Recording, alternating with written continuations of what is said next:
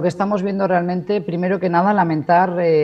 los destrozos, los daños, la muerte, ¿no? 5.000 civiles ya se suman en esta guerra que comenzó el pasado febrero, a fines de febrero pasado, y que lleva ya más de 5 meses en curso. Entonces, esto está alterando, evidentemente, a un mundo que ya venía trastocado, que ya venía convaleciente, podemos decir así, tras lo que había sido la pandemia de más de 2 largos años que azotó a todos los países, no solo a China, no solo a Europa, sino también llegó hasta América Latina, como bien sabemos, en Uruguay. Entonces, ahora tener que lidiar con otra vez una suerte de enfrentamiento entre el bloque occidental, capitaneado por Estados Unidos y la Unión Europea, y después Oriente, donde se suman a Rusia, China, India, otros países como Irán, que si bien uno pudiera pensar que son potencias regionales, potencias menores, igual tienen mucho peso a la hora de hablar de energéticos. ¿Por qué? Porque estamos viendo que con la guerra de Ucrania-Rusia lo que ha repercutido negativamente, para mal, es en el precio de los commodities, de las materias primas, por ejemplo,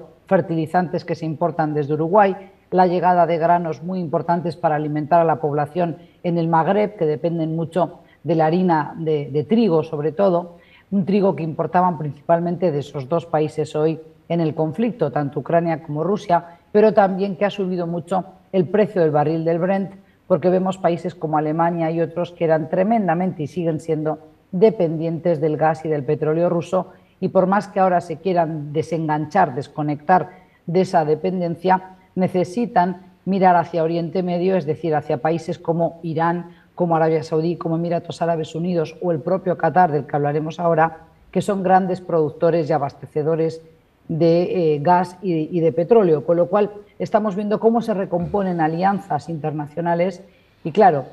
algunos ganan con ello y otros pierden. ¿Por qué digo que algunos pierden? Porque algunos de los conflictos